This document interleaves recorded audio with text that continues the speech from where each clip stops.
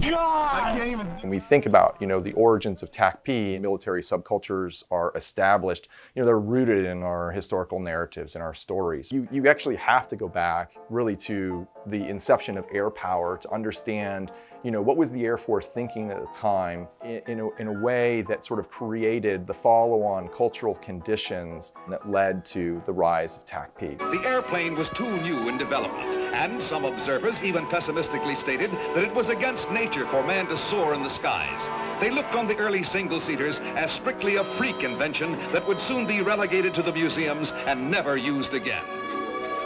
Anytime you get a new weapon on the battlefield, it's like you've got to have, a new tech goes with new doctrine, right? And new doctrine was not something that we actually had the luxury of in World War I.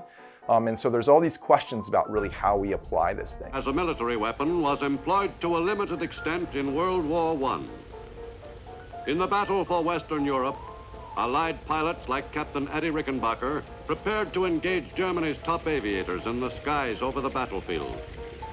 But in that war, the airplane did not contribute much in the achieving of the ultimate victory. Most air power historians would probably agree that the airplane's fundamental mission in World War I was reconnaissance. But at the same time, there's potential there, right? And I think that's what everybody saw. And so, you start to look at air power theorists who really got kind of an idea about what this platform could do. Hey, this airplane thing can really do some pretty extensive damage in the battlefield. With these, they strafed ground troops, provided reconnaissance, and in spectacular battles, destroyed enemy aircraft. Questions about, where should the airplane be applied? Should it be applied, way beyond the front line, towards the enemy's sort of vital strategic areas? Or should it be applied at the front line, right, where it can be the biggest service to those ground troops? Who's going to control this air power once it's actually in the air? Is it going to be, something that a forward Army commander should have immediate control of? Or should it be something that is more centrally managed and thus can be more appropriately applied towards sort of these long-distance strategic vital targets? So these are defining sort of character moments where the Air Force defines itself as a service, right, as we try and figure out how to manage these particular debates. She not only gets off ground, but stays aloft for 28 minutes, hits 2,500-foot altitude, and attains then fabulous speed of 93 miles an hour. Landing speed is mile a minute, considered perilous rate of speed in 1923. I didn't know going into my dissertation when the start of TACP was. A common date, if you ask around enough, you're looking 1977, the birth of the 275X0 career field. It turns out TACP has a much deeper history than just the naming of a career field.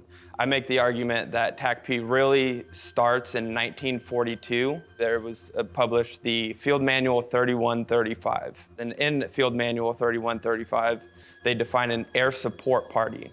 An air support party officer accompanied by multiple enlisted men. His job is to integrate air power into a ground commander's scheme of maneuver with the help of guys who operate his radios, maintain his radios in his vehicle, and drive him around. Sounds a lot like the ROMAD. Going all the way back to Kasserine Pass in World War II, the ground forward air controller, his purpose was to be able to advise the fighter pilots, and again, back in the days before we had things like laser-guided bombs and laser pointers, you had to be able to get that fighter pilot's eyes onto a target. And you only had a few minutes to be able to guide that pilot's eyes to what part of that massive amount of tree lines and shrubbery out there, where do you want him to drop those bombs? This leads us up to Kasserine Pass, where we're still operating under this system. Africa disaster for the Allies. Triumph then for Rommel. The American forces get absolutely walloped by Rommel. There's no effective CAS. There's the divisions that are active, they have aircraft that show up, but it's pretty discombobulated. Nobody's really controlling it, and most of those aircraft shift to interdiction because they have no communication with their divisions up front. Air Force headquarters and Army headquarters are completely disassociated with each other. They're not on talking terms. They don't plan together, they don't work together. And this battle occurs in Tunisia, and they're trying to, chase the Germans. Meanwhile, the British are kind of coming at it from the other side of Africa, right? So we're trying to compress the Germans, and we will fight this battle at Kasserine Pass. And the reality is that we just kind of weren't really prepared for what we were going to meet there. The U.S. Army moves through this particular pass, and the Germans are, in staked out positions. It was a scenario where air power would have specifically benefited the Army. Aircraft likely would have spotted some of the entrenchments that the Germans were in. Because they didn't, because they weren't necessarily coordinated, the U.S. Army moves through this particular pass. The Germans have the high ground, and it just ends up being this epic disaster. I mean, it's just an astronomical amount of American tanks that just get, blown out of the water. And of course, the Germans subsequently escape after that. So, in terms of our sort of real first foray on the European battlefront, Kasserine Pass actually kind of showcased how unprepared the United States Army and its associated Air Corps were for this particular type of combat. The outcome of Kasserine Pass, it's often thought of as a really bad loss, a real first kick in the teeth for Americans. But at the end of the day, who won Kasserine Pass? Rommel overextended himself, was hammered by interdiction, had no logistics to stay in Kasserine Pass or to push forward, so he withdraws to Tunis. And the Americans take what then became famous at the time, Rover Joe. It's essentially the American version of Rover David, and we take that into Operation Husky, the invasion of Sicily, and then farther into Italy.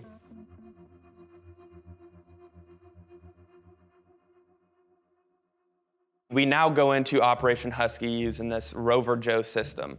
Again, the Rover Joe is an air support party officer who is a pilot temporarily on assignment to an Army division. He coordinates with the division commander to request close air support, integrate air support into that ground commander scheme maneuver, and then he'll go where the battle is going to happen ahead of time in a Jeep with his enlisted ROMADs. This Rover Joe system in Sicily and Italy is so effective that they immediately start planning to use it in England as they plan to invade France in 1944. Bradley and Caseta come up with this system that they call armored column cover. And all the doctrine for what became TACP after World War II is based off of this armored column cover concept. So you take that Rover Joe concept, instead of sticking him out on an observation post, you put him in the lead vehicle of a tank column.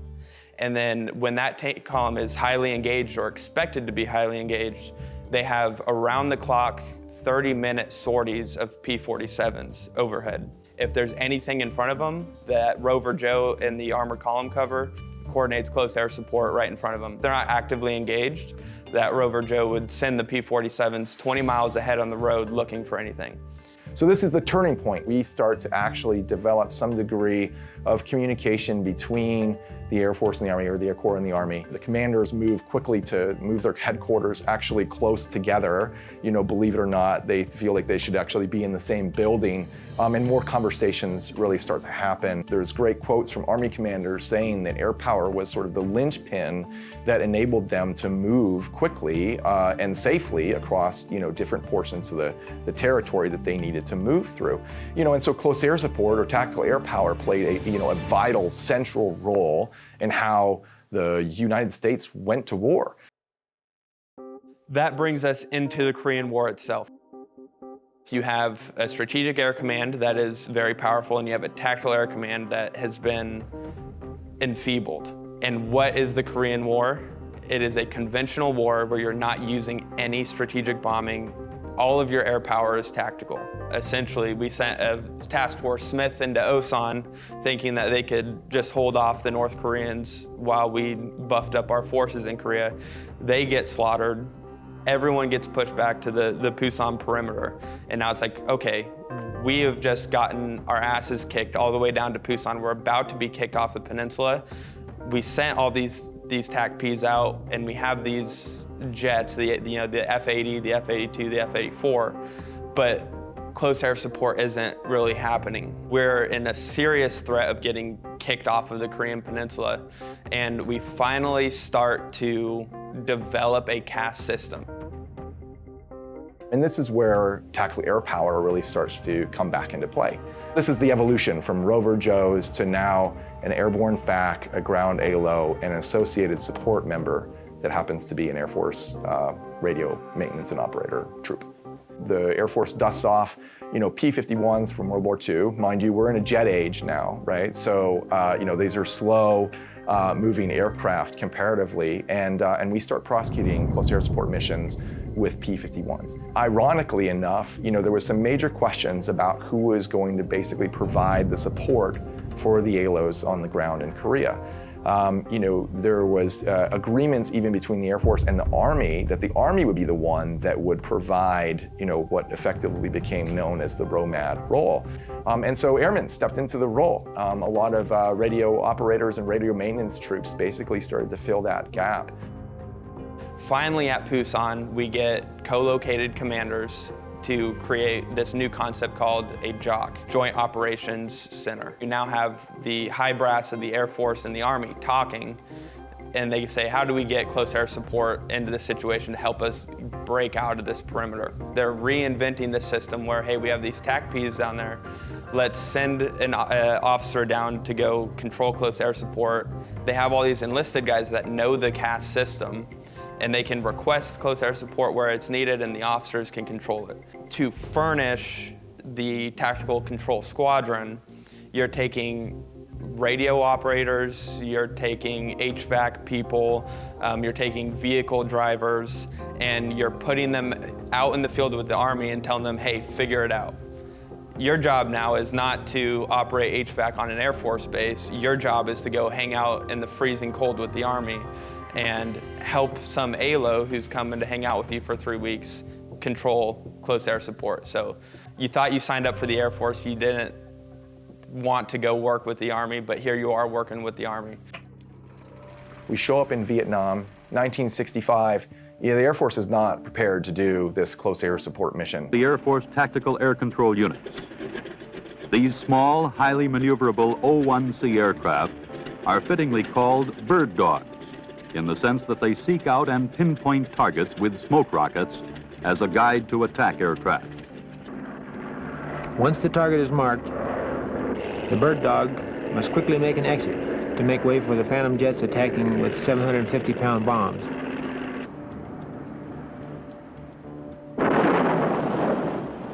We're using off-the-shelf O1s and O2s. So you think about airmen and their motivation to be in the service at the time, a lot of them were not necessarily thinking, yeah, I want to go and, sling lead in Vietnam with an infantry unit. That's why I joined the Air Force, right? That's not the mentality kind of going forward. A lot of them would get off the plane, Jeeps would pull up and they would say, you, and you, and you. You're coming with me, you're gonna go over here with us, and you're gonna be part of this TACP unit. And no one really knew what that meant. And then they start roping in these 304s and 293s, the nomenclature for radio operators and radio maintainers, and they start using them as they had in Korea in kind of this ROMAD role. ROMADs become kind of this jack of all trades, right? They show up there with no training. Anything that they can get is pretty much done in-house. And it's really training from other ROMADs that have been there before them and saying, hey, this is what it looks like when the Army is going to fire their artillery. And when they're doing that, you need to be doing this, right? So this is all OJT. They're on-the-job training that is out on the front lines, learning this type of stuff live. Roger. 81 should be able to see that as well, isn't it, Wave? Let's get them on there. Over. Hey, look, can't get a grid out of bird stay away. Okay, look, here are the two TACs. You see them? Yes, sir. You see where that smoke is? Sure. The smoke landed about 300 meters, right where that big tree is out there. 300 to 400 meters. Southeast. Close air support was not something that people really wanted to go and do, because as the Air Force is really struggling with this manning problem, and pilots are going towards ALO duties that they don't want to go and do, there's this crop of ROMADs sort of over here in the corner, right, that no one's really paying attention to. And they're out there adapting, self-training, embedding with their Army units, and they're starting to control, right? These guys, despite the fact that it was, largely illegal at the time for them to do it, they're out there doing it, right? There's great narratives too about guys who were out there controlling under their associated ALO's call sign, right? So they were saying that they were somebody else out there and controlling, because that was what was necessary to go and do.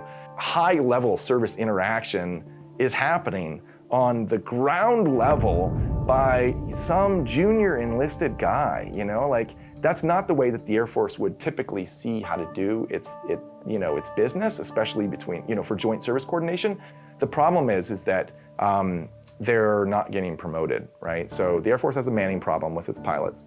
And it's about to have a manning problem with all its enlisted force, because the enlisted force says, hey, look, if I'm not gonna get promoted because this is not an official career field, and promoting against my peers in my normal career field is not possible because I'm not actually really trained in that, I'm trained in this TACP thing, you know, then I'm gonna get out. So all of these people with these really unique skill sets and loads of experience, you know, working in a joint service environment, they're about to punch. And so the Air Force in 1975 does this really wide manning study. And this is really kind of the catalyst behind the start of the career field, is trying to solve these sort of like fundamental manning problems. So, you know, talk about kind of this independence mindset. You know, it's like it's on full display right there. I came in the Air Force in 1968, May 22nd, and they said they had a job in electronics, ground radio maintenance. And then I went to Korea in '71, and that's when I got introduced to the ROMAD career field. I kind of liked it. I liked driving the Jeep all over the countryside and working on the radios that I had been trained to work on. And so it was a fun job. We would get on the radio and we'd be sitting out there and I'd be talking to the fighters, you know, and stuff, just calmly, routinely, reading the non-lines and all that kind of stuff, and you know, just having fun of it. It was like a game, more or less, you know. Around April of '77, they made me sign some paperwork in processing, 2096, I think they called it back then, and I asked them what that was for, and they said it's a change of AFSC. And I said, to what? And they said, TACP. And I said, what the hell is that? I mean, we knew we were bastard children, we knew that, and the TACPs have always been a bastard child of the Air Force and the Army, so, you know, neither one of them wanted us, but we were having fun, so we didn't care. There was a lot of animosity there towards the Air Force. A lot of people didn't like it. We had senior NCOs that refused to go to a fort that were, you know, home-based at an air base, and there was a lot of legality issues came up. People got out, people tried to sue the Air Force, and there was a lot of disruption in the career field when it first started. And they said, well, we don't have any money for you. We couldn't get any money to fix stuff, and we couldn't get anything. We had to borrow stuff from the Army, pretty much. And so, yeah, it was a struggle just to get equipment. You know, it was devastating to the troops at the career field. I was like, man, they just don't like us, do they? They didn't realize the capability we were trying to provide at the time. We were just a thorn to them because they had to provide us, you know, billeting and housing and all that kind of stuff, and they were not their troops. I said, why are we giving all this stuff to these Air Force people? Let them go to an Air Force base. It was a struggle back then, and for those guys that really liked it, they saw through that and figured it's going to come about eventually, which it did, obviously. United States paratroopers have invaded Grenada with helicopter gunship. So there was a large push at the time in the early '80s where we don't need the TAC air control party because all of that can be done by combat control and they'll just take over everything. And the TAC air control community said, no, you're missing the important point. The important point is not controlling the airstrike. The important point is, are we serving the ground force commander the way that we need to, which was the history of, you know, don't forget your history. Forget your history, you're doomed to fail. So we kept that point, and that led to an idea of how are we going to mature this career field to take us beyond where we are and what we're doing. And I think Grenada was a very big part of that, because the folks that went into Grenada, those that jumped in and did that, the 82nd Airborne guys that even did the air lands, all the support to the other governmental agencies that we gave while we were on the island, all of that served to show that we serve a unique purpose that you're not going to get anywhere else. And when the shit hit the fan and they needed people to be able to support on the ground, under fire, the TACP guys were right there. Some people went down to the local gas station or the library or whatever and got a tourist map to see where the hell Grenada was at. We went to a big hangar for a briefing from Colonel Taylor, the battalion commander, and there's literally hundreds of piles of munitions. There's a pile right here of ammo cans, a couple of laws, stack of hand grenades, you know, some claymores. And the sergeant major up there said, all right, cover down on a pile. I said, what? I can't even lift that shit. So everybody's lining up on these piles. You know, we're just one of the Army troops now, you know. So Colonel Taylor stands up and he gives his little hoo-ah brief and all that kind of stuff. And he says, gentlemen, I want you to understand one thing. This is not an exercise. You have congressional authority to shoot to kill. And that place erupted. The whole ceiling just vibrated, you know? And everybody's grabbing hand grenades and grabbing bullets and shoving them in their pockets. And I pick up this law and I'm looking at it because I don't even think I've ever fired one before. And I'm looking at it and this ranger says, hey, Air Force, you don't want that, do you? And I said, no. And he grabbed it out of my hand and stuffed it in his rucksack. And I'm like, man, these guys are serious. So we just had our Prick 66 radio.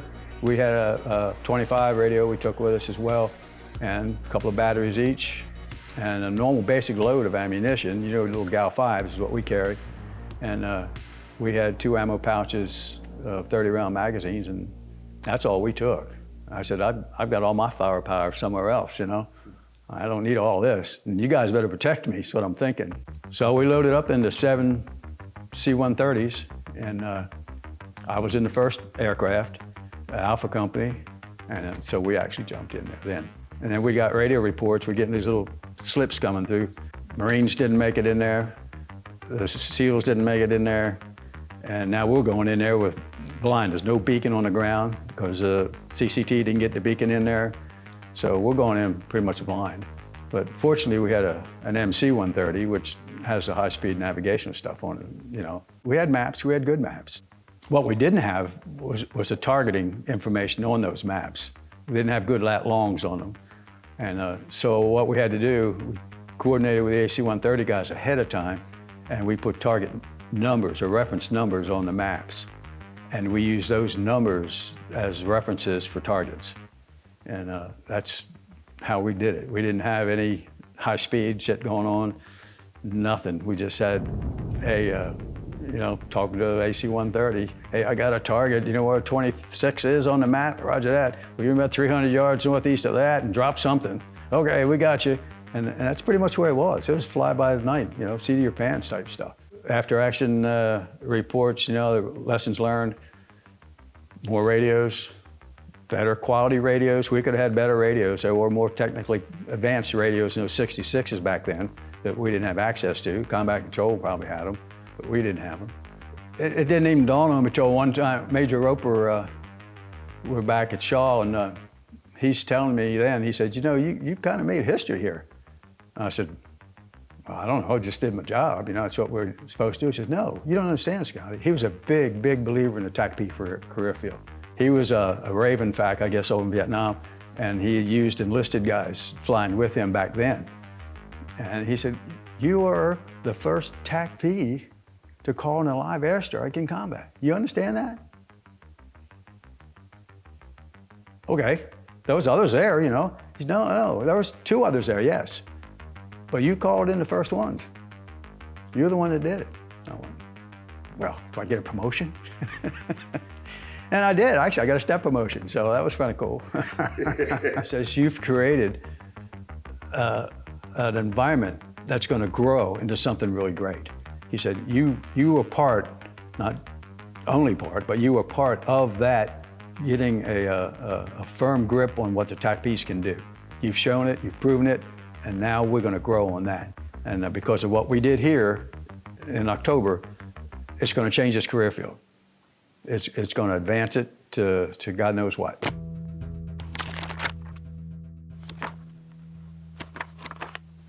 So I equate it to similarly to the way that the Navy leverages the Marine Corps. The Marine Corps is necessary for the Navy because they have to leverage the land or the surface domain in order for the ocean to work. So like you can't just have ships without having some humans on the earth to do things, especially in a combat environment. We function to the Air Force in a lot of ways similarly to the value the Marine Corps provides to the Navy. We're like orphans of divorced parents in some cases. Like we kind of live and do a lot of work with the Army and we love them, but they're not like our real dad. we're sort of like a weird topic for the Air Force. We're like, yeah, that's that guy, and sometimes I see him if I got to go to a leadership course, but we don't totally fit there. And so the necessity to have a healthy subculture and community in that, because we're what's called a geographically separated unit most of the time. The Air Force calls it a GSU. So we live on an island.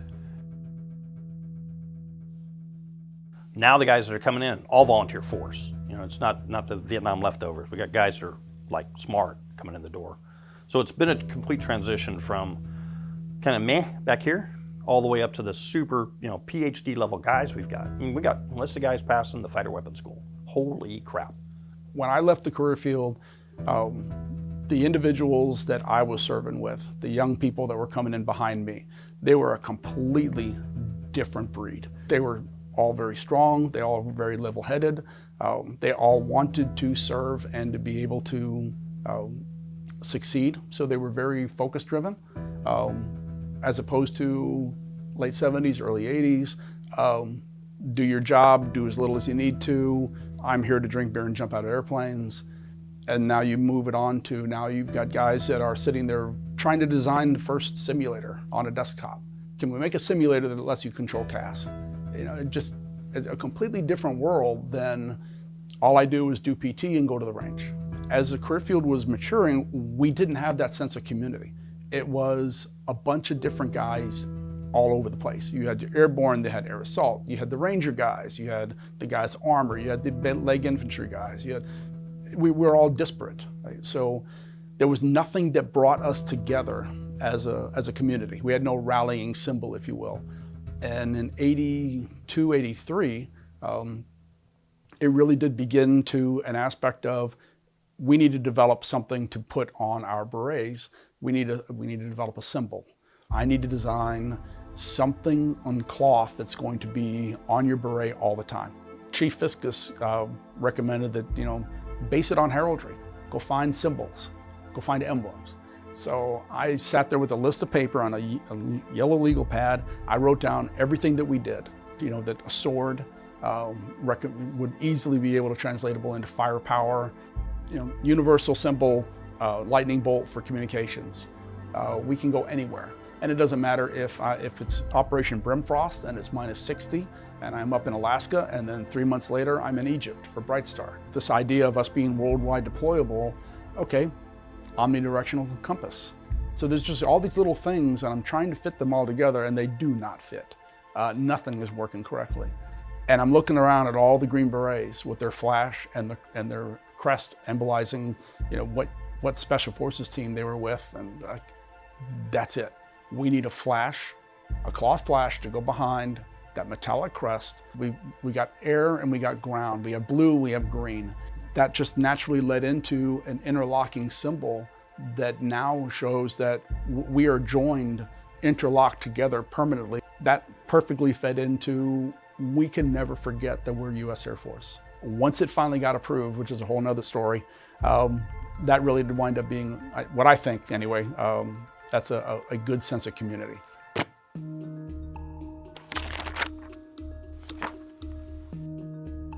So I get to basic training and I came in open general, so I had no guaranteed job. And they give you a little assessment, you know, and you fill it out, and I like to camp, I like to hike, you know, stuff, silly stuff that somehow they put in a calculator, and I get this thing called TACP, Tactical Air Control Party. And my TI at the time looked at it and said, I have no idea what this is, but the package had a airborne, you know, parachute on it. And I go, I think I could jump out of planes. I'm a little afraid of heights, but I think I could swing that. Went up to Hunter Army Airfield at 1st Ranger Battalion. Got my jump master wings, got my military freefall jump master.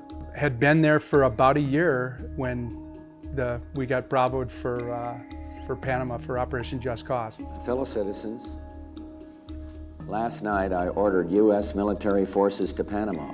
At the time, Noriega was acting pretty bad. He was a bad actor for, you know, against the United States, and some service members were killed down in Panama. So that kind of set the stage for the invasion of Panama and scooping up Noriega on the 20th of December, 1989. Jump on the 141s and off we go. So we jump, and Of course, we got a green light a little bit too early, and not unlike any other time where, you know, it was just, I think they were a little bit anxious to get out of that flight pattern and get the heck out of there because they were taking fire.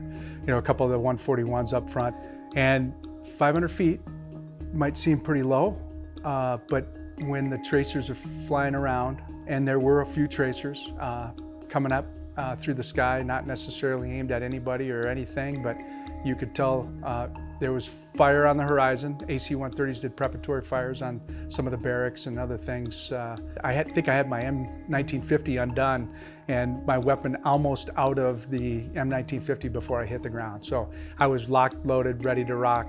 We dropped in the approach lights, and in those approach lights there were fences, certainly outside of the fences in the military Tucuman airfield. So I get up, throw my ruck over the first fence, and I climb up the fence, and sure enough, I rip my frickin' pants. And back in those days, hardly any of us wore any underwear to escape that, you know, the jungle rot. So I am free balling big times. From right there where the stronghold is all the way up the crack of my ass, everything is wide open, so I am swinging. Cross another fence. And by this time, I've got 3 other Rangers with me. And all those guys are tabbed, I'm not tabbed. And they're going, all right, Sergeant, what do we do next? And I'm like, oh fuck, you picked the Air Force guy? At least I've got a radio. I'm communicating with the AC-130, I think it was Kilo 01, who's flying, I can hear him flying overhead. We've got the little birds. Every now and then they'd do a bump up and come in on approach, and they had uniform radios as well, so I was communicating with the little birds. So we're getting ready to go in towards our blocking position, and our company, Bravo Company, was responsible for the perimeter security. So we had a BP weapons platoon. They're assembling on it. I see some civilians walking on the bridge, and we had a problem. So we either went up and over the bridge, which was all lit up, or we crossed this canal. And they're all like, what do we do? And I said, well, let's try this canal. So I jump in the water and find that, with having that no underwear and a ripped pants, I got a little chilly quickly, but I go over my head rapidly and I'm like, all right, back up, we're not doing that, because I didn't know how well those guys can swim. I can swim. Ditched and donned that. In the meantime, this duster, it's about a 73 red and white duster, comes pulling up over the bridge towards the blocking position. Well, most of the company was assembled at that time. What I didn't know is, I was talking to the AC-130, what I didn't know is on the Fox mic, the fire support NCO of the battalion, he was talking to them on Fox mic, and our FSO and my ALO Gary Luck were both knocked unconscious. You know, so they were concussed during the jump, and they were kind of out of commission. Back up a little bit. So these guys in the duster run over a parachute that was sitting on the road. Well, it gets caught up in their tire.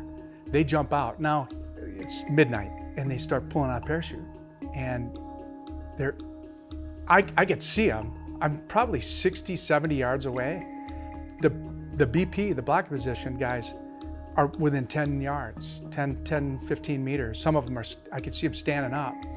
And they didn't know we were there. We had 4 of us on the other side of this, you know, in defilade, thank goodness.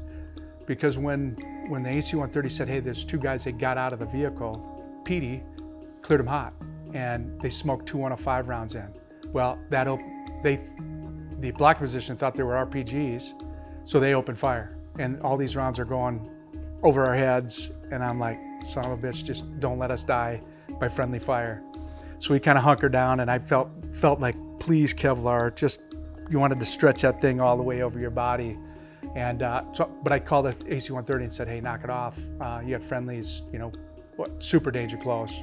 And we had about 2 or 3 guys wounded. One took some shrapnel in the shin, another took a piece of shrapnel right in the ass. So we yelled the running password, Bulldog, Bulldog, hey, you got friendlies over here, after they ceased fired, so they didn't get trigger happy. And so we run up on the bridge, and over the bridge we do a link up. And they definitely smoked those 2 guys. They were in the wrong place, wrong time, and fucked with the wrong people, and ended up KIA.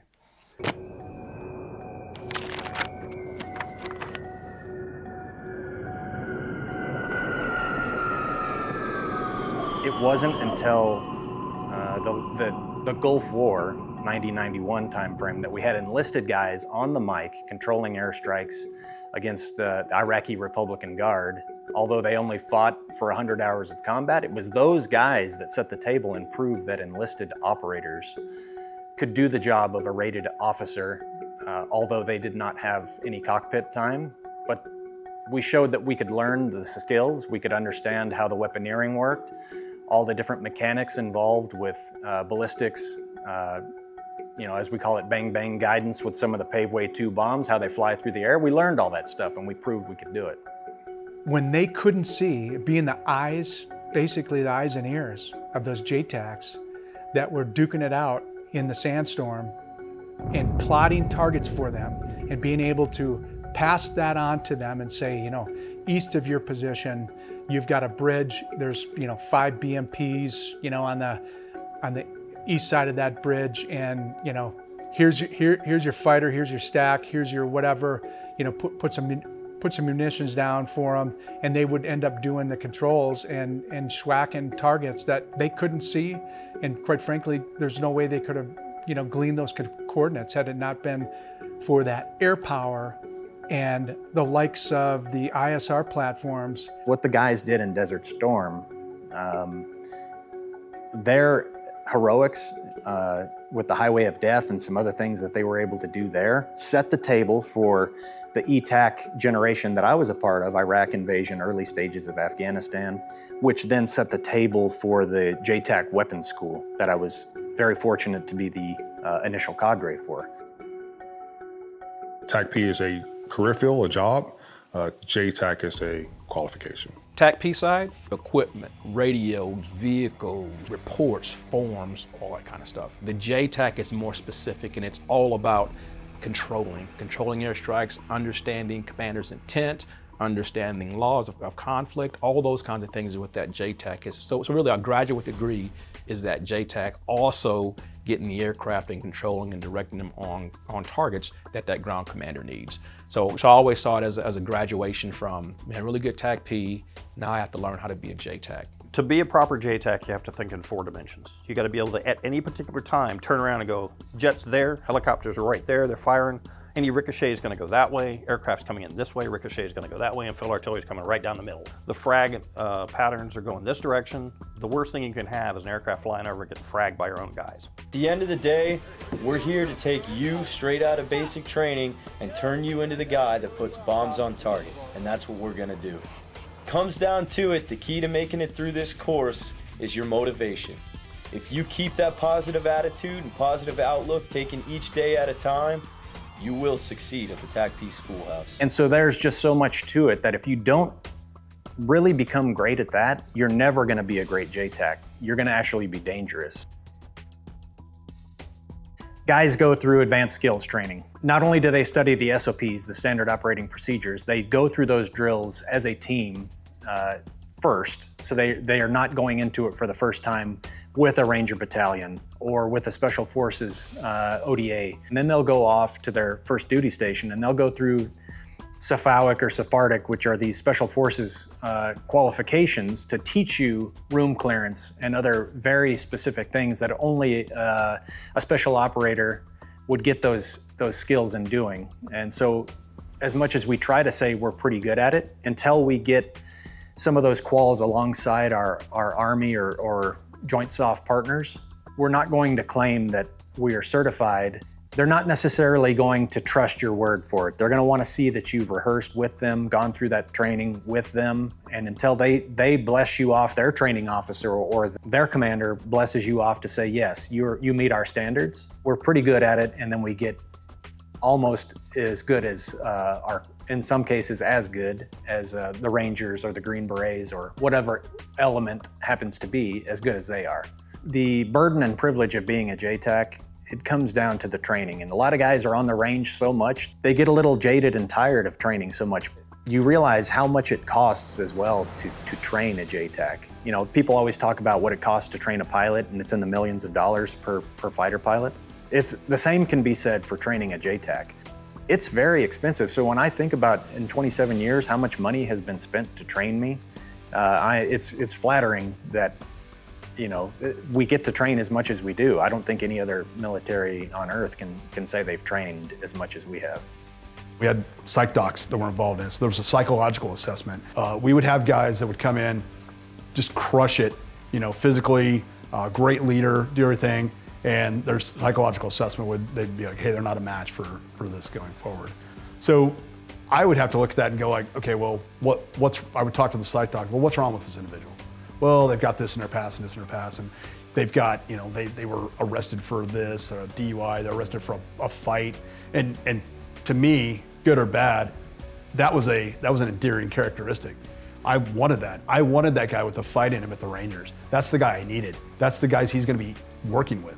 You know, I need an aggressive individual. So while psychologically that might not have fit into, you know, the Air Force's picture, it fit perfectly into the fact that I'm sending a guy downrange, you know, every 180 days to, you know, put bombs on target and shoot people in the face. So I don't need a passive individual. I need a little bit of aggression. Let me manage his aggression, but let him come over. So there was a lot of conversations back and forth where I would tell, we're going to get a pass, and fortunately, a lot of times I was sitting on the board, and I would talk to the commander of the assessment and selection, say, I want this guy. And fortunately, they listened to me. And those individuals, that a lot of them that we were told shouldn't have come over, performed flawlessly and were some of our best operators we had on the battlefield. I go into the recruiting office, and just so happens I look at their magazine rack, and there is a picture of a TACP named Tommy King on the cover of this magazine. And I pick it up, I look at it, I read what this person does, and I turn it around and looked at the recruiter. I said, this is what I want to do. He said, are you sure? I said, that's what I want to do. I can go to airborne school, I can wear a beret, I can be in the Air Force, I can work with the Army just a little bit. This is what I want. He's like, okay. What I didn't realize at the time is that was a career field that was already undermanned, and they needed people to be in that career field. So the state of the career field in the 90s, it's training, it's hurry up and wait, like the Army says. So really trying to sharpen your skills in everything that you were expected to do, you know, day to day from a garrison perspective to, hey, operationally, these are the things I need to know. So we had a lot of time just to go and, you know, rinse and repeat and do things over and over and over, really just to sharpen your skills. Another historical fact, I would say there was 4 TACP cultures in the 90s, and before that as well. You had your mechanized infantry culture, you had your infantry culture, you had your airborne, and you had your SOF. And so these were very distinct and unique as far as my memory growing up. And I remember being at an Army unit and wanted to go to airborne school and go to Fort Bragg. My NCOs were like, why do you want to go to an airborne unit? Those guys don't know how to call cast, they just jump. And so that's like a definite rift, you know, between the different cultures. Before 9/11, a lot of TACPs in my circle, we were kind of not happy with the career field and our ignorance because there's nothing going on. It's like, you know, practicing for football and not be able to play football. So I grew up in the 90s, we were the bastard's children, we had no money. I remember getting a pair of aviator glasses from the supply place at the Air Force Base, and I thought we were cool. A little finger light, you know, that's what we had. A little flick knife, and man, I got some cool gear. So think about Vietnam era LBEs, elbow flashlights, old K-pots, you know, thick sleeping bags that, you know, take up all your rucksack space. That was the TACP career field. We had zero money. We're gonna, at least for me in Germany, we're gonna fight the Russians at the Fulda Gap and, you know, be good at your job, understand the Russian doctrine and know your radios. I joined in 1991 during the Gulf War. There were a lot of cuts that were starting to happen. The military was downsizing, and money was very, very scarce. Like no money. Our gear literally was, a lot of our flak vests were from Vietnam. We had older helmets. We had PVS-5 for MVGs, few and far between. They just transitioned prior to the Gulf War from Jeeps to Humvees. That was probably the newest thing we had. We were in an old kind of rundown Army maintenance bay where we worked out of. And yeah, our budget, our annual operating budget for, I want to say we had about 15 folks there, including support, was about $30,000 to $40,000 a year. Our training, we were fortunate in that aspect where I was at. We had bombing ranges close by. So me being a young, what they called ROMAD, radio operator, maintainer, and driver, assigned to a terminal attack, an enlisted terminal attack controller at that time, I was able to get a lot of training, which was great because it was in our backyard. Didn't cost us anything to do. We were fortunate to have F-16s up at New Mexico Air National Guard, the TACOs. They were actually A7s when I started, transitioned to F-16s. And then we also had the 111s out of Cannon. So we were doing CAS all the time, which I think was probably the most beneficial for my career. I got a lot of exposure to being a terminal attack controller at a very early age. I was in Korea on 9/11. It was middle of the night over there when that happened on September 11th. And it was very clear to everyone that we were going to go to war after that. And I wanted to be a part of it. So I started asking my supervisors at that time about what my options were. And we talked about pararescue, combat control, and TACP, which is when I first learned about it. And back then in 2001, things were not as well known as they are now. In fact, my supervisor explained it to me that I was going to have to get out of the Air Force and go into the Army. And I said, yeah, let's do that. I just followed instruction, showed up to Hurlburt Field, went through tech school, got my assignment to Fort Benning. And as I said, that was a great place. It's a great place for anybody to cut their teeth, but at that time when Iraq and Afghanistan were both kicking off, it was a really remarkable place to be because of the combat deployment opportunities and also the training opportunities are there, which is really the center of, training for the Army.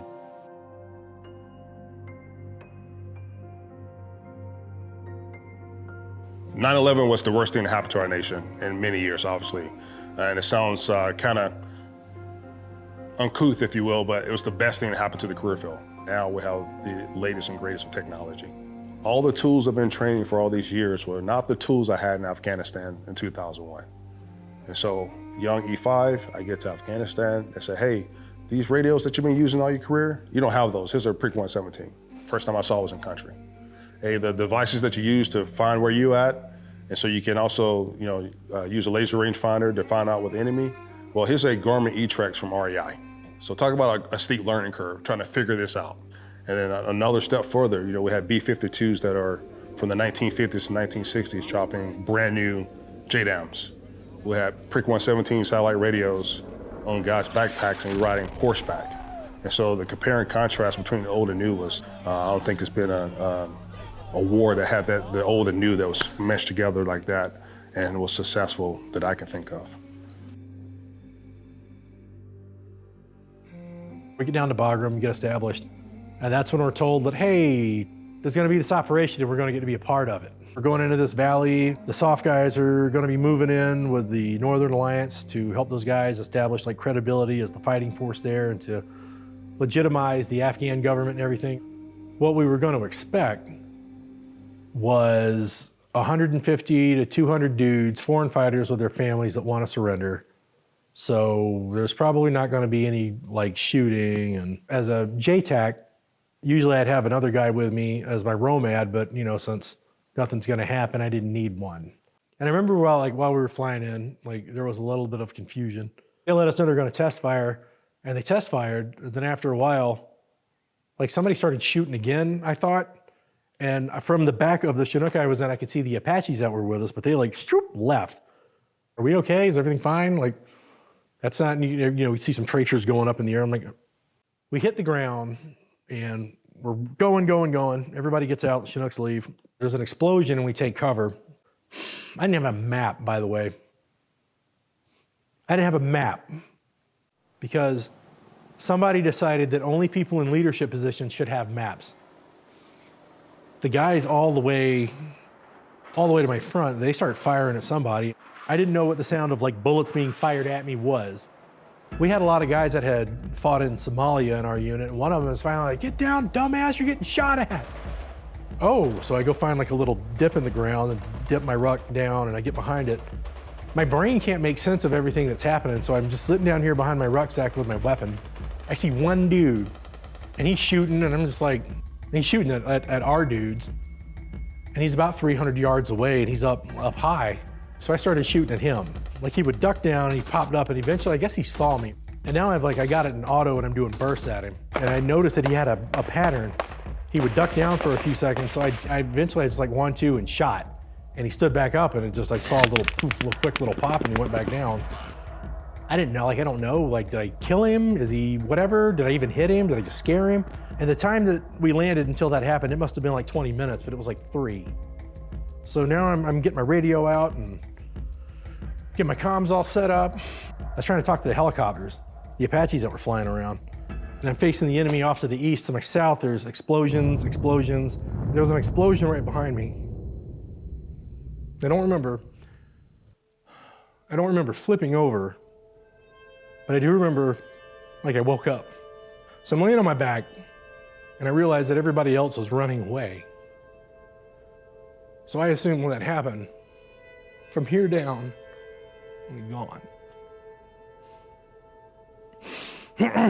But I drank a lot of water on the helicopter, like a whole big liter of water, and I had to pee real bad. You know, like, my ears are ringing, my whole body hurts. I'm clearly from here down gone because nobody's even coming back to get me. So I had to pee, so I just did. I could feel it. And I was like, all right, maybe it's just like phantom stuff, whatever. But then, like, I don't want to look down because then if I see any injuries, I'm going to feel them. But I could feel it running down my pant leg. So I start to, like, pick my feet up slowly, and I see that, like, my legs are working, and I'm actually okay, except for that I just, you know, peed my pants, and nobody's going to believe that I did it because I thought I was dying or anything I did, but whatever. And I tried to get my radio, unfortunately, had been disabled by enemy fire, so there was nobody left to contact. And I saw another Apache, like, flying north to south in the valley, and, you know, knowing how they operate, I could see, like, the gun was pointed at me. So I'm, like, waving, so they see me and they, like, roll out. And he comes back in and he starts attacking where I was getting shot at from, so I just get up and start hauling ass. And I run up over where everybody else is, and I'm yelling, you know, so they don't shoot me by accident as I'm coming over into the, like, bowl where they are. All I got is my rifle.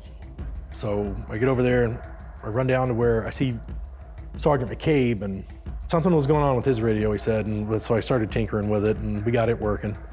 And he's like, okay, do you have your PSN 11? And my GPS, the old plugger, and I was like, no, it's out there, but you got yours. And he's like, no, I gave it to our fire support officer, and when they started taking fire where he was, he dropped it. Understandable. So I was like, okay, well, I got this little Garmin right here. We're not using that because somebody else had problems. So then I was like, well, somebody's gonna have to go get it. And I was just an E4, so I understood what that meant. Plus, I was in a little bit better shape than he was. So I was like, all right, let me go find Captain Taylor. I'm gonna find Captain Taylor, the fire support guy. I'm like, hey, where did you drop it at? And he's like, it's near a signal panel and, like, a skid co. I think if you go over the hill, it's gonna be, like, that way. At this point, like, the direct fire had calmed down, but the indirect fire was they're still shooting at us, and they had already hit our mortar tube, so we couldn't shoot back at them. So we had no effective way to return fire to where they were, or even really, like, to know where they were shooting from.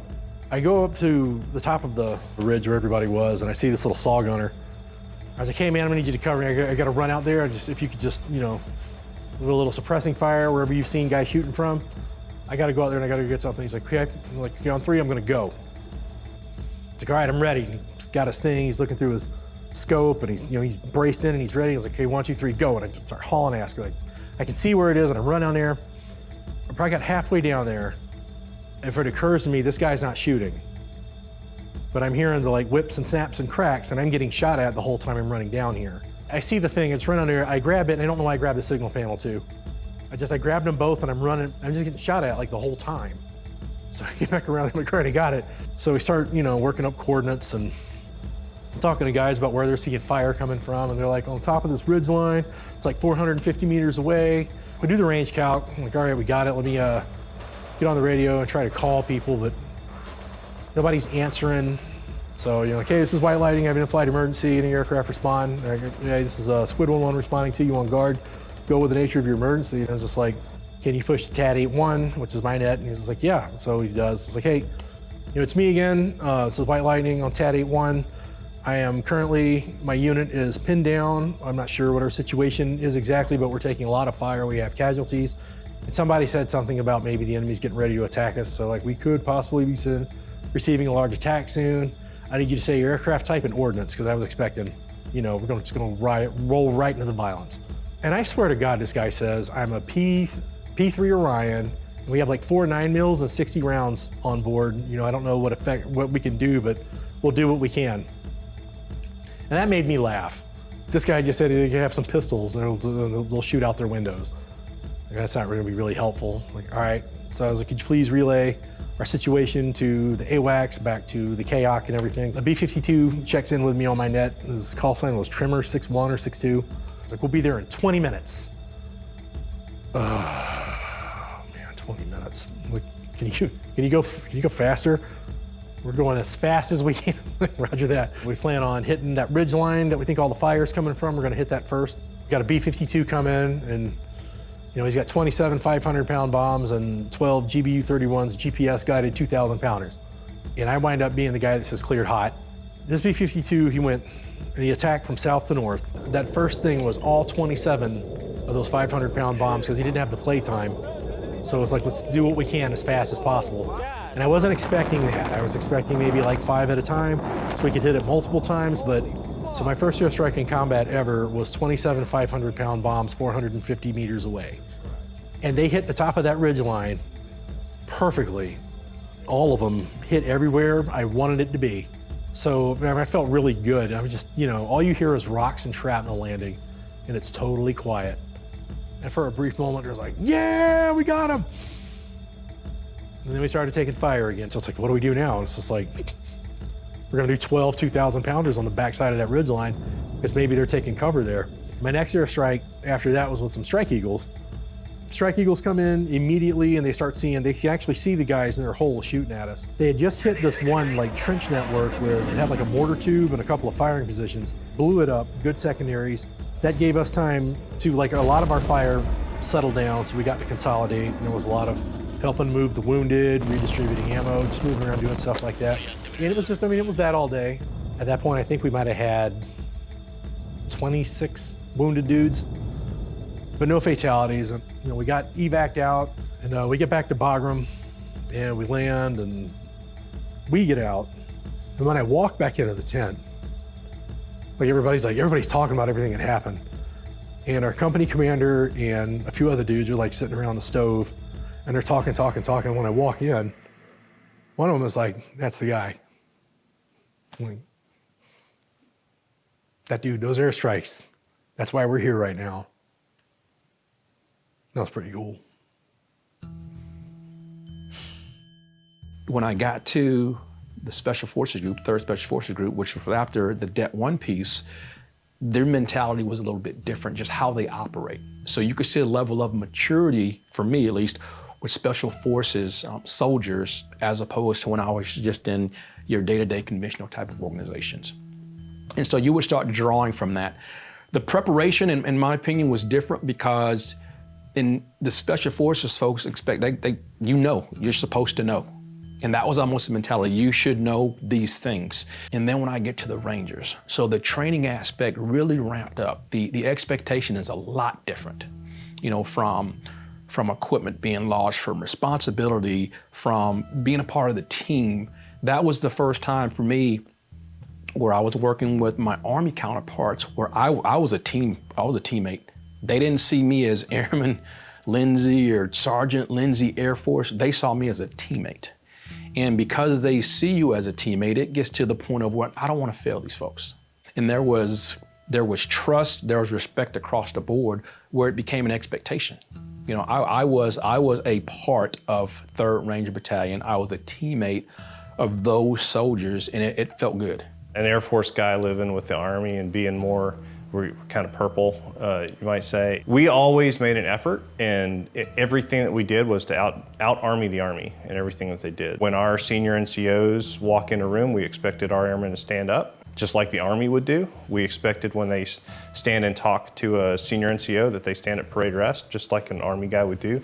So we tried our best to inherit and kind of ingrain some of that Army culture into the way that we did things in a squadron. It did make us stand out from a regular Air Force guy, because when they would go to PME and stuff, they would act like Army guys, which we were kind of proud of. You trained on all of your systems and as a team. And so you planned on having an entire team with you, with a radio pallet and all of these other pieces of equipment. But when you went over to the Rangers, you were training and preparing to be the only one there with no one to help you, no one to fix your gear, no extra gear to be had. And so it was a much different mindset, and it really emphasized the importance of knowing how every single piece of equipment you have on you works, how to troubleshoot it, how to field repair it, how every single part of the cast process works, how to troubleshoot it, how to repair it, because it would be on you to integrate all of those things, and you would be doing it on your own during a time of crisis. Nobody ever wants the JTAC to do what their job is when things are going great or when there's lots of time to spare. It's always under stress. As a leader throughout my career, if I didn't have confidence in the TACP, we weren't, that guy was getting traded out. If someone was gonna leave quickly, it would be a TACP who showed up who couldn't do his job, because that's how important they are. Because for the most part, no one else can do it. I can pick up a radio and I can call on a fire mission in a really shitty situation with the bare minimum lines. I can do that. That's not controlling. That's like, saving your ass in a really bad situation. But what a TACP has to be able to bring to the fight is a much different level of expertise, much different level of problem solving and being creative and forward thinking and anticipating what's gonna happen, 30, 45 minutes from now. As the situation is developing, I know that the TACP, the JTAC, is working through the scenarios, and he's gonna give me option A, B, and C, and then it's the ground force commander's decision to make, which route they go with. Confidence is huge with those guys. My decisions really come with big consequences, right? I dropped a 500-pound bomb 58 meters from a SF team, right? Like, how close is that? If you actually really think about it, I can throw a football that far. Well, maybe kick it, but that's super close. In order for them to trust you with their lives, you have to be personable. You have to let them trust you. And that comes with knowledge. That comes with just decision making, right?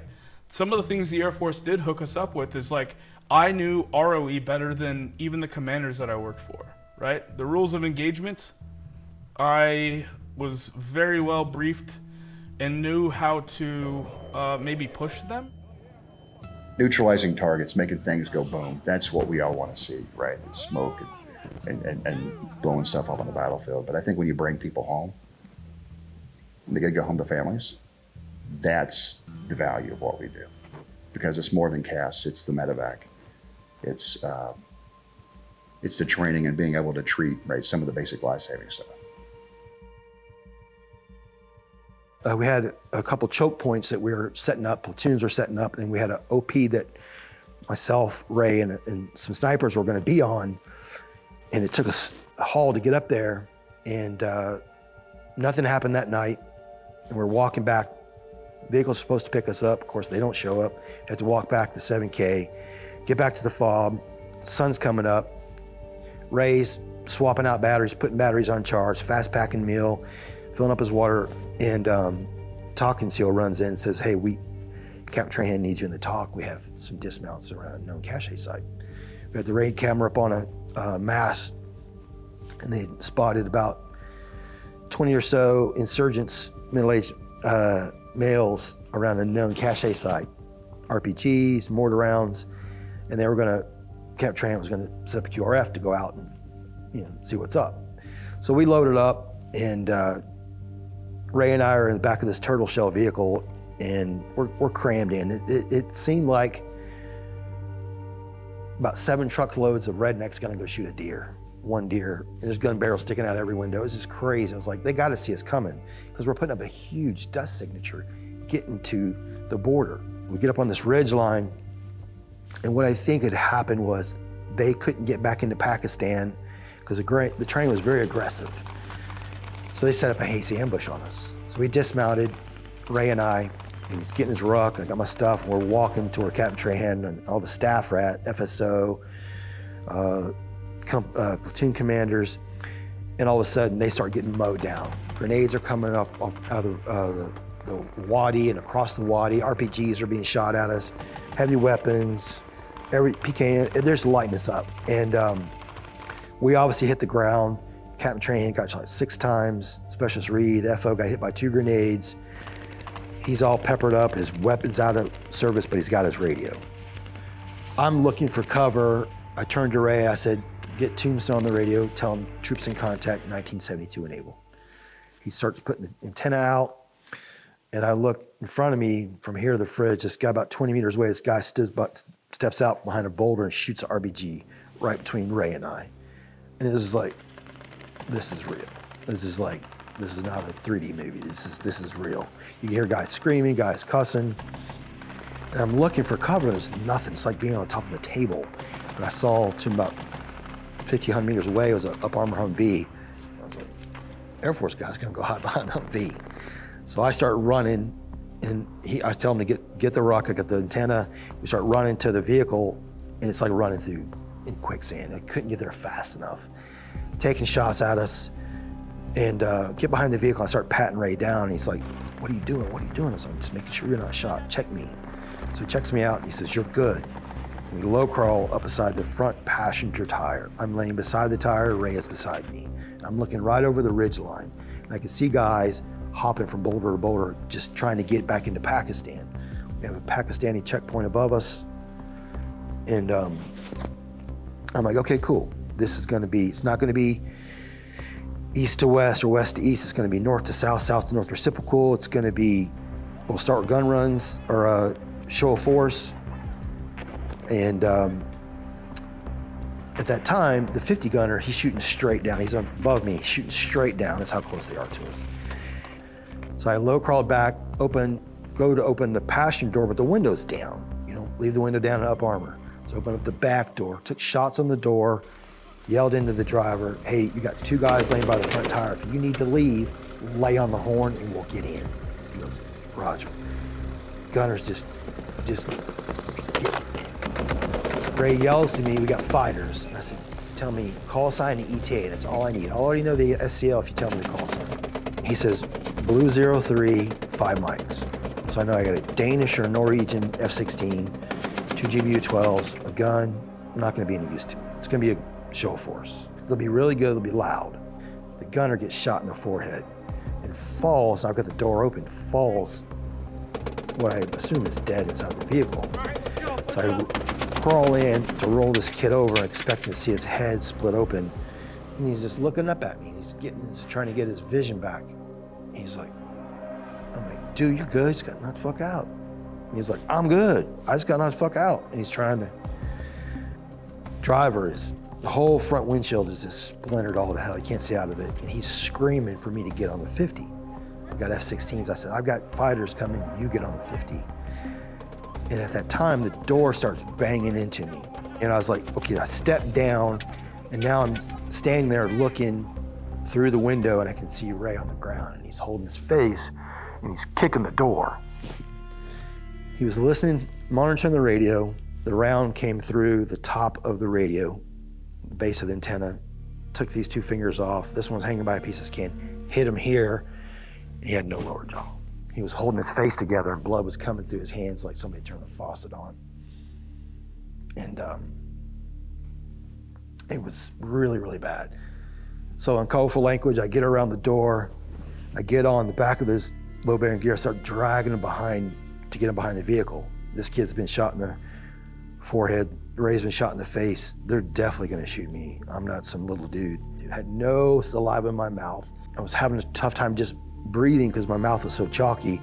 And I'm falling down and I'm telling Ray, help me, brother, we got this. We gotta get you behind the vehicle. And he's kicking at the ground. I get him behind the vehicle and I'm holding him. And I'm screaming for Doc Simmons, the medic. I'm medic, over and over. I'm looking down and Ray's just looking up at me and blood is just spraying, like just, I'm covered. Everything's slippery, everything smells a certain way. Combat Lifesaver Qualified had no bag, so it's a second foul. I just felt like a failure, it's my fault. Why didn't I put him in the vehicle? Why didn't I put him in the vehicle? Just, he would have been fine. Then I hear Blue 03 on the radio, and I had to lay Ray down, low crawled up, grab the rooks, grab the weapons, pulled it all back, Blue 03, Hard Rock 11, stand by. And I kept screaming for the medic, no one was coming. And then the 105 started coming down. Specialist Reed was putting them right down in the ravine and walking them east. So now I'm on top of Ray holding them, and the breeze coming down, and the concussion of those 105s going off. It's deafening. It's deafening. He's responding less and less. Then I'm telling him, brother, we're bringing the fight. You got to hang in there. We'll get you a medevac. Just hang in there. Relax, brother. We got this. And I'm trying to figure direct pressure, but where do I help this kid? I felt helpless. And all of a sudden, 2 soldiers come low crawling behind the vehicle. One's a female. I was like, what's she doing here? She was an MP. She was one of the drivers. And they had a CLS bag. I was just like, wow.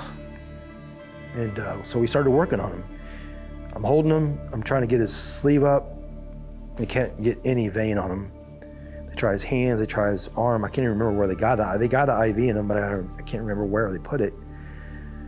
We picked him up, we put him in the back of the vehicle, and they started leaving. And about the same time, Lieutenant Milan, platoon commander, started screaming for us to fall back because we started taking ground unevenly. We fall back, I got the rucks, the weapons, and I am, from my chin to my feet, I am cherry red, and it's slippery. I sit down, I was sitting next to Lieutenant Dolan, the FSO, and he's just like, oh my God, you're shot. I was like, it's not me, it's Ray. Ray's gone. And I couldn't get the blood off my hands. I kept wiping it in the dirt, wiping it on my pants. There's blood and there's stuff all over my pants. I couldn't get it off. Then I'm sticky, and the smell gets intense. It was really hard to get through that part. And then I heard Blue 03 call me. Blue 03, Hard Rock 11, say fire to fact, say playtime. Nothing. Hard Rock, Blue 03. This is Hard Rock, have you loud and clear. Say playtime, go with fire to fact. Nothing. Then I heard bar 5-2, 2 A10s check on station. I'm like, thank God, got A10. It'll be easy. Bar 5-2 is Hard Rock 11. How copy? See, someone's breaking squelch, but you can't hear them. I'm like, so then I'm in the ruck, I'm trying to go from primary, secondary, primary, green to red, red to green, trying everything. Lieutenant Dolan's RTO is trying to help me, nothing, can't figure anything out. And about that time, Ace 11, Apache flies by, the medevac had landed at the fob and pushed forward the 2 Apaches. And just visually, I saw him fly by, and then I saw Lieutenant Dolan, and I saw him again, and I was like, wait a second. Lieutenant Dolan's got Singars. They got Singars. 452 has Singars. And all the little wheels in my head started like, I can do this. Call Ace 11, tell him I need bore 52 on this push. And he goes, what? I said, pull Ace 11 on your freak. I need to talk to him. We need to get Cass on station. He just handed me the mic. He says, you can do it better than I can. Now I got the fires net. And they're trying to confirm my call sign. I'm like, dude, I got people shooting at me. And I click, check it out. Get off the mic, dude. I need to talk to Ace 11. And so I get Ace 11, I get bore 52, and then it's just start patch situation updates. But I have to tell them. So I got them on the fires, and I seen min-max and gun to target line. Give me that. So they gave me that, and I pushed all fixed wing 1,000 feet above that, and I pushed all rotary north of that, surface to 300. Eventually I had 8 Apaches, 4 A10s, 2 F-16s, 2 Harriers, and a B-1 in the 105s. But, so then I deconflicted on the fly and just started doing the best I can to get them to do a show of force. We had a lot of problems with the checkpoint above us. We weren't sure if they were insurgents or Pakistanians, guards, and they had a cruiser weapon in the back of a pickup truck. So I had one of the helicopters flying above them, just falling up the mountain. I said, anybody gets on that weapon, you just take out the whole vehicle. And I had there was a bulldozer coming from the border, send Apaches out there. Eventually, everything ended there. And I was told on scene that Ray had made it. And I think they were just telling me that so I could stop asking and do my job. And everything was very low at the time. So we eventually got back and they told me he was gone. He didn't make it. He didn't make it to Bagram. He lost too much blood. And we had a reserve doc from the University of Texas was at Skin, and he said, Lee, if I was laying right beside you, Ray still wouldn't have made it. There was nothing we could do.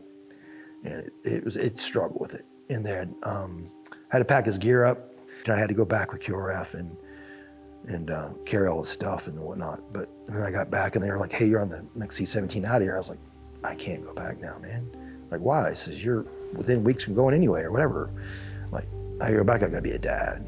I gotta be a husband. I gotta be an NCO. I don't know what to do right now. And I said, I gotta be here with my guys.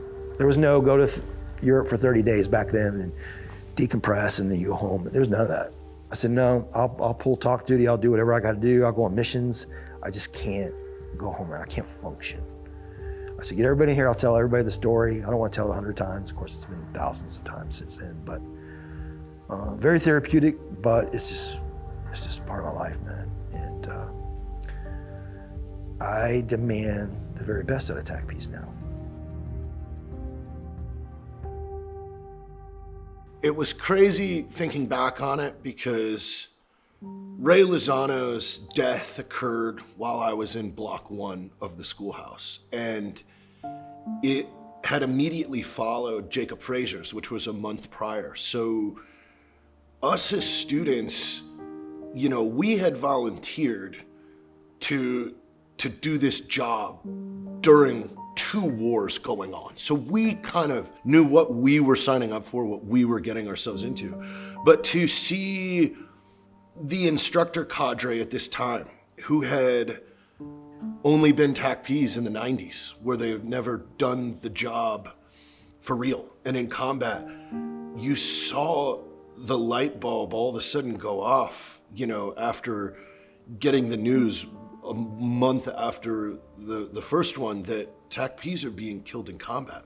And, you know, post Ray Lozano's death, everything was very calm for a while until January 3rd, 2010. That morning I was in early because we were just coming off Christmas break for the students. I was an instructor, so we were in the office at around 4 a.m. and got a phone call from my childhood best friend, retired Master Sergeant Ben Gartner, who also is a lifelong TACP as well. Very brief, just, hey man, we lost Brad Smith today. And Brad had just PCS'd from Fort Bragg and was very close with him and his wife, Tiffany. So that was a huge shock. And at the time I was running the TACP Association, so kind of just went straight into, oh my God, what do we do mode? And ran into the squadron, sat down with our commandant at the time, Chief Master Sergeant Troy Lundquist, and he essentially just said, go get in the car and get up there now and do whatever needs to be done. So I jumped in the car and we drove to Troy, Illinois that day. And watching everything unfold that just has to get done that you don't want to deal with. You know, I remember we were in the funeral home with the family and Tiffany specifically, and the funeral director's trying to ask her, you know, well, we need you to pick out a casket. And she just kind of threw her hands down and was like, I don't give a shit. And she looks at me, she goes, you guys figure it out, and walks out. And it's like, that's the reality of this manor is like, you have the most devastating news to a new wife and a new mother. Chloe was 3 weeks old when Brad was killed. And now all of a sudden you're being bombarded with all these decisions that you never thought that you would have to be making, like picking out a casket. I would say like the single toughest thing that I did in my entire career was myself and Brandon Cullen Towell and a couple others had to put Brad's beret on his body the correct way. Morticians didn't know how the beret went on, so they asked us to do it. And it took us well over an hour. We had to do it in shifts of like 15 seconds apiece, because here we are with our buddy laying in the casket trying to put his beret on him for an open casket. As Smith's platoon entered the village, they were ambushed by a complex attack consisting of simultaneous mortars, improvised explosive devices, and machine gun fire. Without hesitation, he ran through lethal crossfire into the creek to save his comrades. He retrieved the dismembered soldier and maneuvered toward the casualty collection point. It was at this time a second improvised explosive device detonated as he approached the collection point, killing him instantly. Like that one, I think, refreshed the entire career field that, hey, this is real again, guys. Like, not that I think that they ever lost it, but I think, you know, there was a sense of invincibility in the TACP mindset, because we do, every time we walk out, you know, we walk out with backup in our ear. And that gives you a sense of security, because, you know, if something goes down, I at least know who to call and I know how to get it here. We're naming this facility where TACPs start their training after him. Really makes me proud, because I really want the guys coming into this career field to know the big shoes that they have to fill. The TACP community has really been a huge part of my healing process. They've been supporting me from day one that we found out that Brad wasn't with us anymore. They've rallied around me and my daughter. They have given us support in so many ways, having a building dedicated where every single TACP is going to come through and know my husband's name, which means the world to me. Around this time, a few really awesome individuals that were at the schoolhouse, specifically I want to talk about Brian Murray. You know, him and a number of others were working very hard on giving us a monument, something for us to kind of hold dearly as a career field, as well as being the gateway into the career field at the schoolhouse. We wanted something to show the students, like, that showed them the sacrifice and everything like that. So they had designed the TACP monument. Today is a significant event in the history of the TACP community. We have gathered here to dedicate not just a memorial, but a symbol that recognizes the innumerable sacrifices made daily by TACP personnel, past and present, throughout the years. And that is where, still to this day, we place all of the names of our fallen, both killed in training and killed in action, are all displayed on this monument, to include members of what we have, you know, what we call the Tactical Air Control Party as a whole. So we do include radio maintenance member that was killed in action, as well as ALOS, because shortly after Brad was killed, another 2 years later, we lost Major David Gray. And again,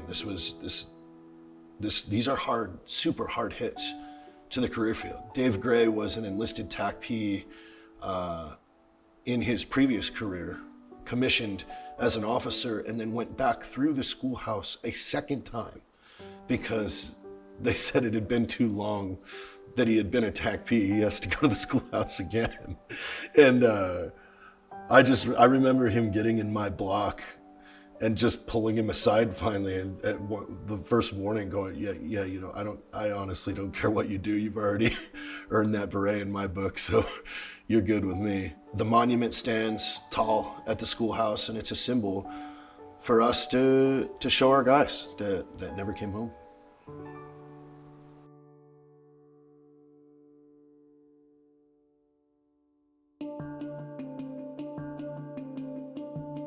We started deploying forces to Afghanistan, and then 2 years later into Iraq.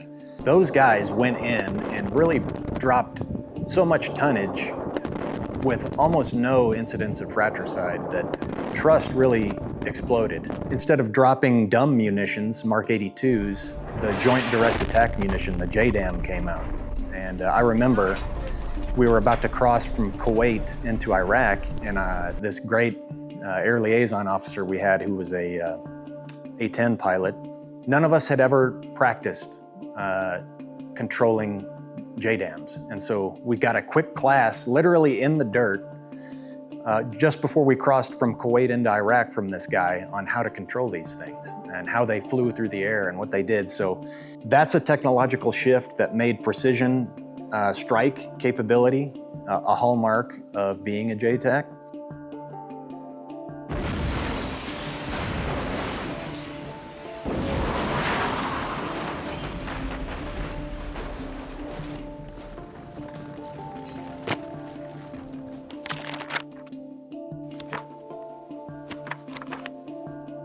Let's start down in the very narrow Iraqi coastline, only about 19 miles down there. We're talking about Qasr and what's going on down there as we move up toward Basra. The event of that night of the sandstorm fight, I didn't really know exactly where they were coming from because they were coming from everywhere, but I knew that humans are going to try to get to the easiest route to get to us. Since the sandstorm was inhibiting sensors, ground sensors, it was also inhibiting any kind of artillery response to that, and it's basically left up to the air with the E8 queuing, the J-Star, everybody tracking those guys. That is the epitome or the true definition of fog of war. What you have to do is you have to build sort of like a matrix of TRPs, or targeting referencing points, that the artillery uses. Ground cast wasn't getting to us, it wasn't getting alerted. A lot of the cast was moved out at that point, so a lot of the stuff we were getting had a lot of JDAMs on it, a lot of GPS. So I had to take that GPS coordinate, and with my ROMAD, Hardy, we had to convert those over each one. And it didn't matter if it was going to be close or not. It just mattered that it got close enough. Okay, hey, look at number 5. Boom, okay, there they are. Okay, what's that coordinate? Okay, map and compass skills, essentially, to make that work, and then doing all that conversion. Now, we were also ready to make sure that the coordinates, the lat longs that were going, the conversion from grid to lat longs was sound. That made me more nervous than anything.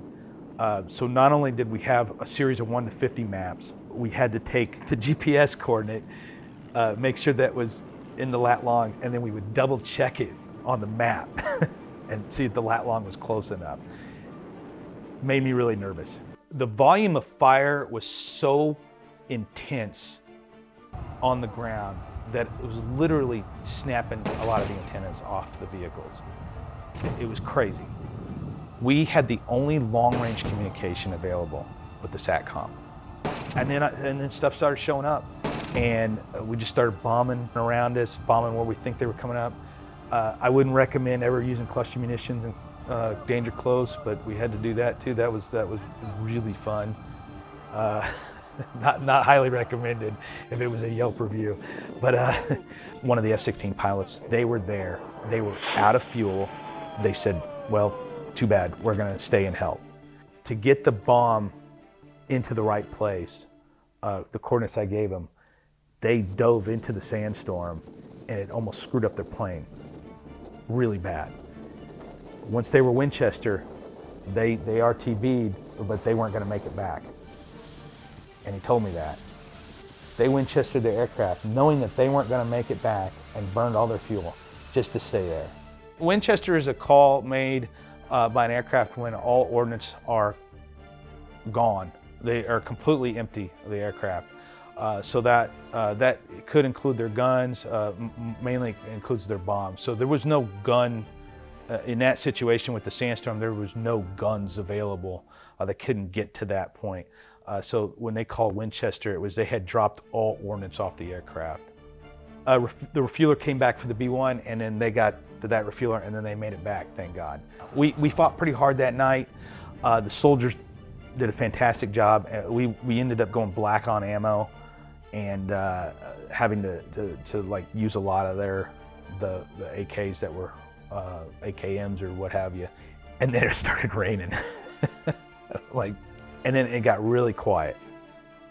And all you could hear was the tanks,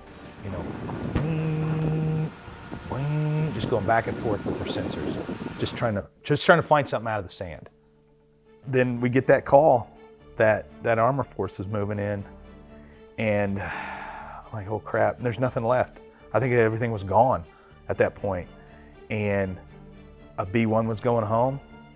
They brought that guy in. A refueler was going home. They linked them up, and the guy had 12 GBU-31s, which is 2,000-pound JDAM on there, and it was perfect. That's exactly what I needed. B-1 shows up. I'm like, okay, let's do this. So a lot of conversation. Boom, boom, boom. Come up with a plan. The plan was drop that first JDAMs right here, right in the front of them, or near the middle front of them, and then drop it kind of behind them. Let the B-1 know what I wanted to do, and he goes, okay. That first bomb hits those guys, and then the second bomb hits and breaks up that attack, that formation. And then one of our scouts goes out there and takes a look, and he gives me the, he's like, hey, there's still more out here. I was like, okay, give me distance and direction. And he gives me a distance and direction from one of the craters. It was good enough, did it again. We were pretty happy. They were really happy. And yeah, it was a pretty good night to take out the enemy. And those guys are amazing. They were real happy with me. They're happy with the team. I was happy with my ROMAD, and 189 guys went into that, and 189 guys came out of it.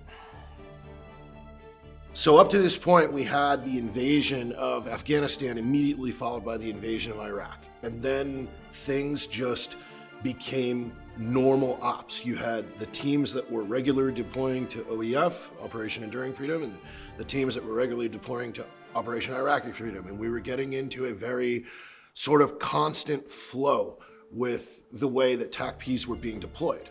But then, the end of 2006, you had President Bush conduct the Baghdad or Iraq search. And this was right into 2007, plussed up with between 20 and 30,000 troops for the following 2 years to essentially curtail the amount of increased sectarian violence that was going on there. And this is when, post-invasion, things were kind of flattened, and then things got really heavy during this time period. You had tons of crews inside Baghdad, completely plussed up, and fighting was going on daily. And over the course of the surge, you had almost every type of Army combat maneuver unit deployed. You had mechanized infantry, light infantry, airborne infantry, armor, cavalry. They all were there fighting. And this fighting kept going strong for well over a year. The backstory on Cam and I was a company first sergeant in the Rangers, and at that time, Cam was one of the JTACs in the company, and so I had known and worked and trained with him, and I was always very impressed with Cam.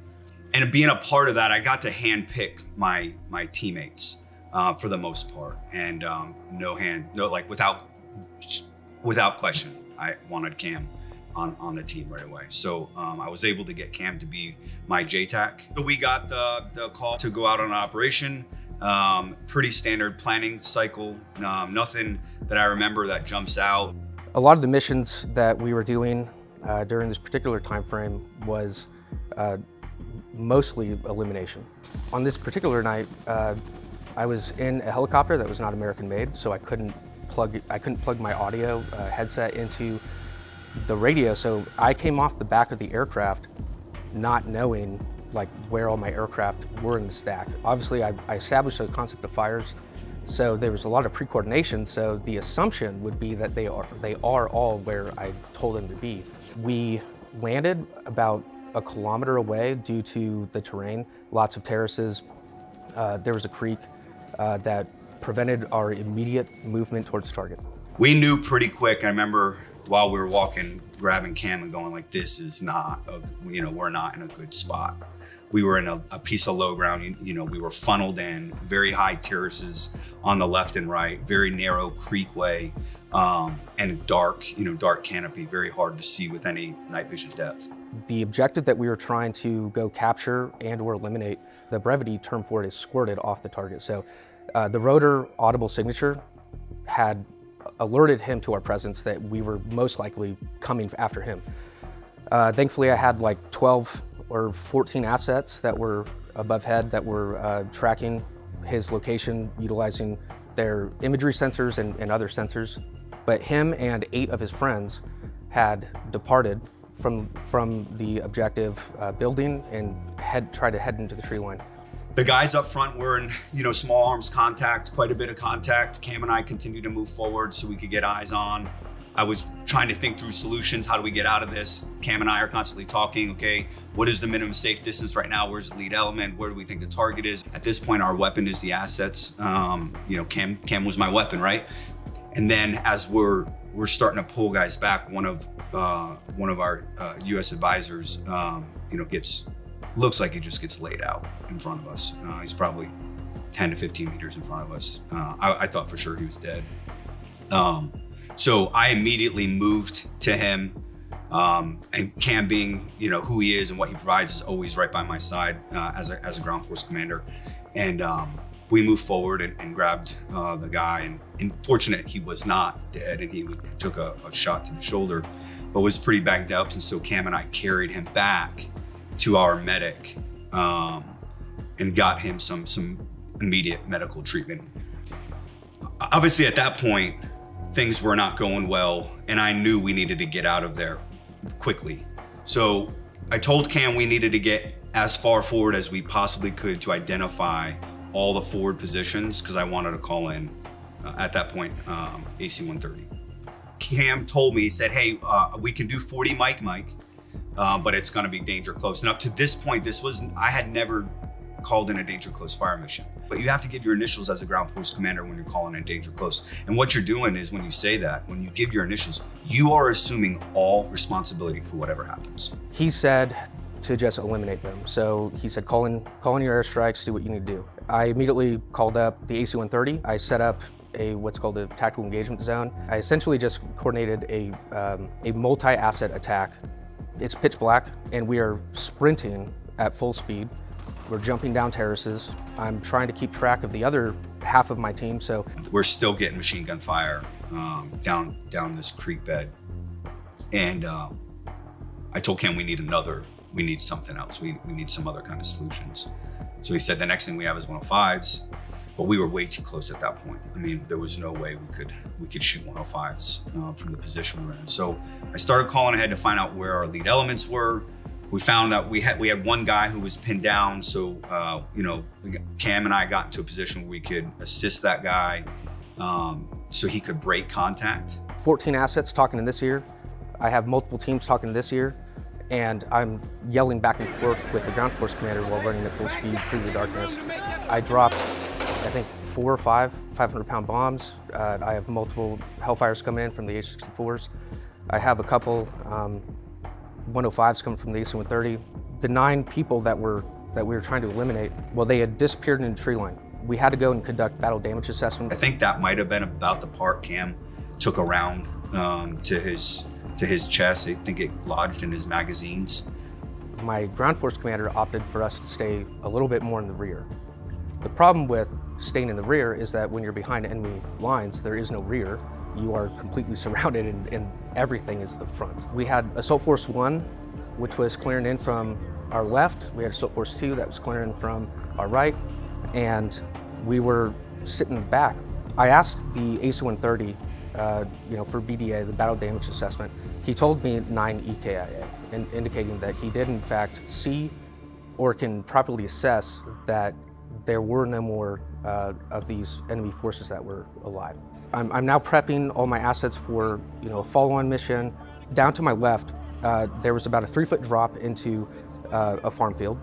And then to my right, there was a major embankment. I want to say it was like a 70-degree something, embankment into a creek bed that was completely pitch black.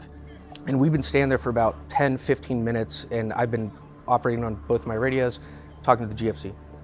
My commander, who was a sergeant major at the time, he goes, hey, we're gonna move forward about 100 meters, we're gonna go lock down this building, and we're gonna set up a blocking position for when Assault Force 1 reaches this point. I'm like, that sounds great. I start telling the aircraft what the plan is on the ground.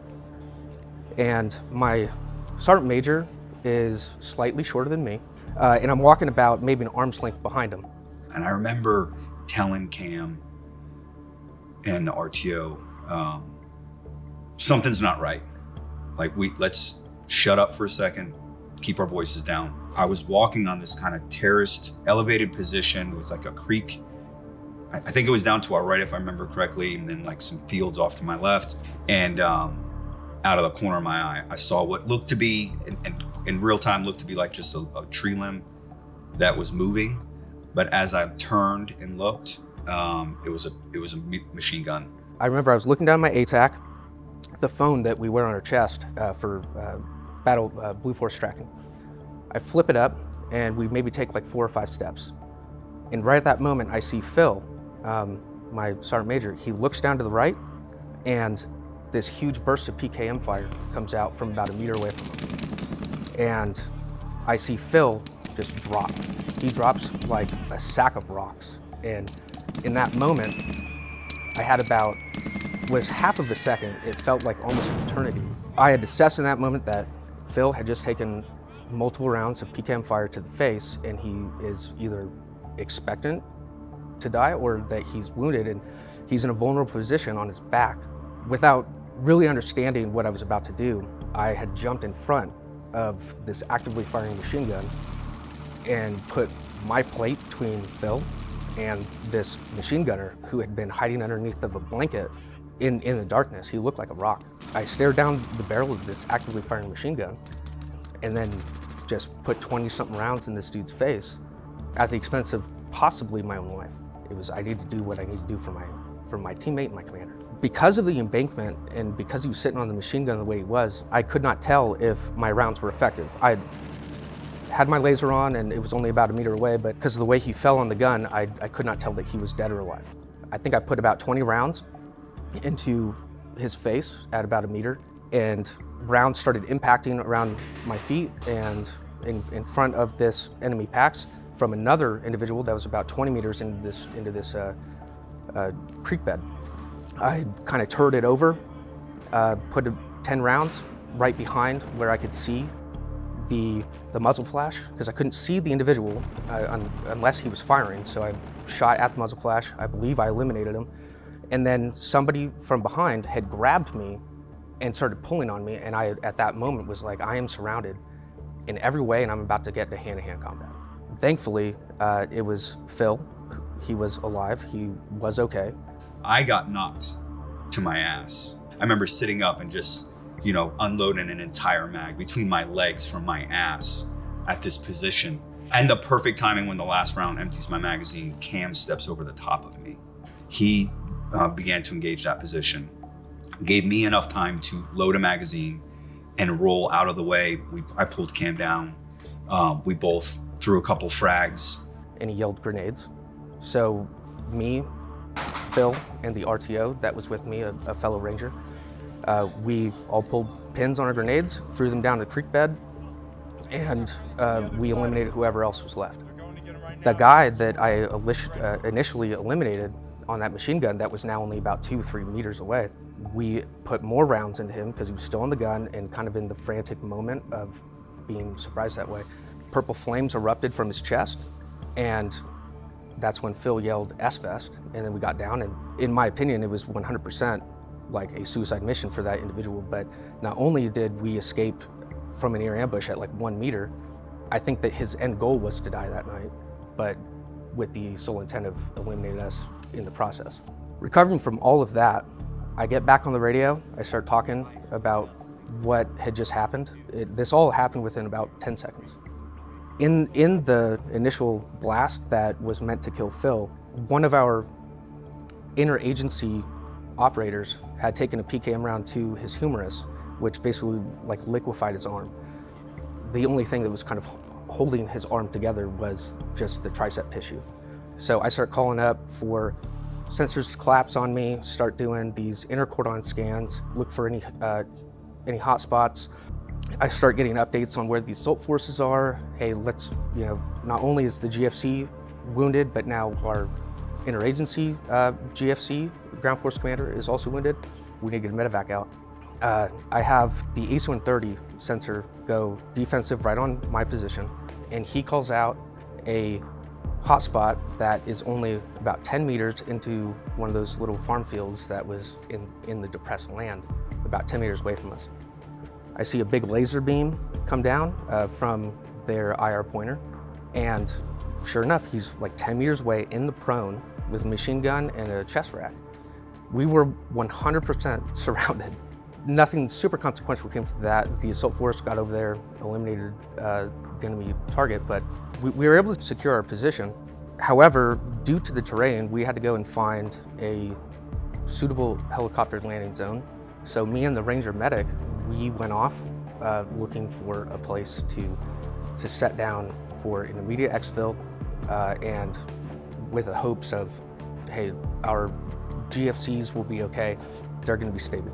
Me walking around with just one other American Ranger, which best fighting force on the planet right there, it still was a little nerve-wracking. Completely removed about a good 500, 600 meters away from everybody else through the night. Never been in this position before, never been in this location, and I need to find a place to put this giant helicopter down. We found it. The whole assault force comes to us. We get on the bird. The interagency ground force commander, he's going to be okay. We all knew that. Well, as I'm sitting there, and there's only like a 12-minute time of flight from where we were to going back to the base, and I can't plug in anything. I can't talk to anybody. It's too loud. I kind of have this moment of self-reflection where it's like everything that just happened kind of finally dawned on me. I jumped in front of an actively firing machine gun, and in that moment, one, I was really proud of my automatic reaction, which is defend my friend. However, at that time, I only had 2 kids. Now I have 3, but I had 2 kids, and I thought, wow, what if that went different? Would my sacrifice have been in vain if Phil was in fact mortally wounded? Would my kids not have a father? Would my wife not have a husband? And I remember just being so distraught over that moment. And while I was extremely proud, I was also, wow, that was almost reckless. Because of the possible consequences of what had happened that night, it kind of messed me up a little bit with the internal struggle. However, I'm really proud of everything that we were able to accomplish that night. I definitely didn't get a good understanding of how close it was until we got back after the operation. Cam showed me, and then we realized, like, holy shit, man, it was a pretty gnarly environment.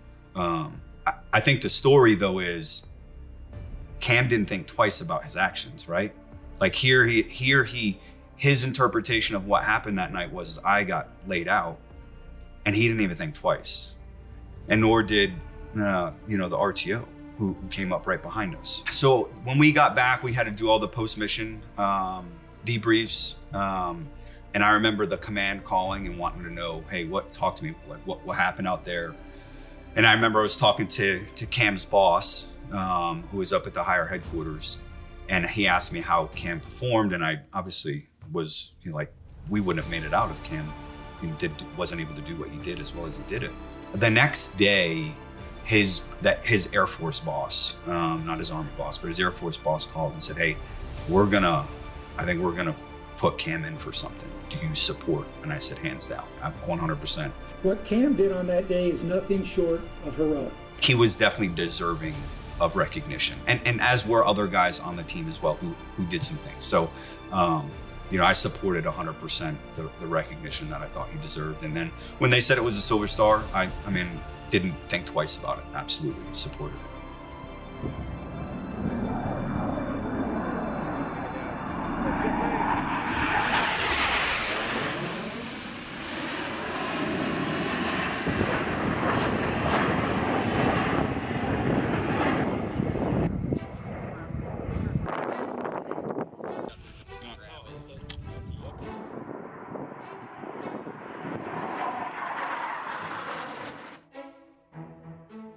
There was a call for, hey, we need an advanced course that teaches JTACs all the minutia and finite detail about weaponeering and about controlling airspace and about how to mass effects and how to engage targets simultaneously with different flavors and styles of aircraft, and how to do the deep fight, the rear fight, and the close air support fight simultaneously while doing air interdiction, while doing electronic warfare.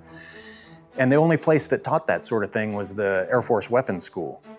And so those guys, for 75 years, prior to us asking for this capability, for 75 years, it had been an officer-only, fighter pilot-only kind of place. It was the most selective club that the Air Force had, in my opinion. Through tons of lobbying, tons of effects on the battlefield, and then finally, those senior officers from the joint services saying, yes, these guys should be given every opportunity to affect counterland doctrine, to affect the battle space.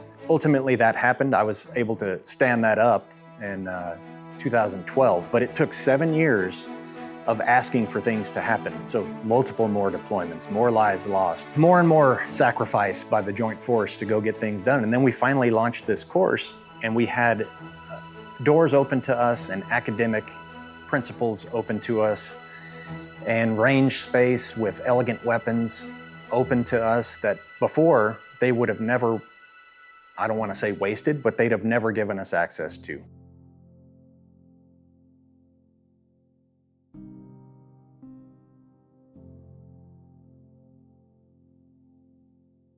In the future, TACPs are going to be asked to integrate more than just CAS, and it's going to be under the worst possible circumstances. And so the TACPs out there and the commanders and the units that are investing in understanding how to integrate space electronic warfare, communications, close air support, all of these areas, those integrators are really going to change the battle of the future. Artillery was king of the battlefield for a long time. I would tell you integration is now.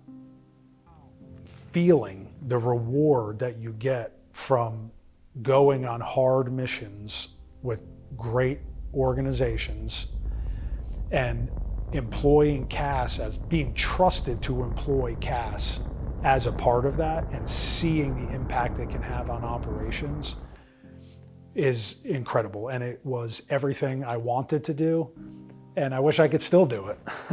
What I look for when I was an instructor, as a supervisor, as a senior leader, what I need and what I want to be in this career field is someone that's self-motivating, that doesn't need to be motivated, that has it internally, that also is able to critically think about situations that they're in and work through that process. But we need to then work through those difficult situations that your unit might be in. I need a young man, a young woman that is going to be able to critically think about that situation and be able to deliver what that ground commander needs. Sometimes you don't need CAS in the situation. Sometimes it's talking that commander out of close air support. We select for attributes. It's not potential, it's what have you already demonstrated. So often you hear, you got promoted based on potential. That's not the way we approach this. We look for attributes. Are you motivated? Are you sharp? Do you stand up for the men who are going to need you to lead them in tough times? Do you understand? Are you well versed in joint doctrine? Do you commit yourself to the things that you need to do, not only academically, physically? Are you technically sound when it comes to firearms and everything else tactically that a good special operations officer should be? So that's what I want to stress there. The Air Force loves to say we promote on potential. No, you have to select based on attributes that have already been demonstrated, and that's something that we got right. You are nothing but a problem solver that has to figure out, how am I going to get this done? Whatever the this is, it's your job to get this done, and you can find yourself out there almost all by yourself. The task was put before you, you got to figure it out. If your radio's not working, you just became a radio repairman, whether you wanted to be or not. You've got to figure it out. So it's got to be a very highly intelligent individual that is used to succeeding. We can't tolerate someone that's going to quit. Right? So the TACP schoolhouse is fairly difficult. It needs to be. You've got to have individuals that when they get into the worst day of their life, they're not going to curl up in a fetal position and say, boy, this sucks. Right? They're going to figure out a way that they're going to overcome.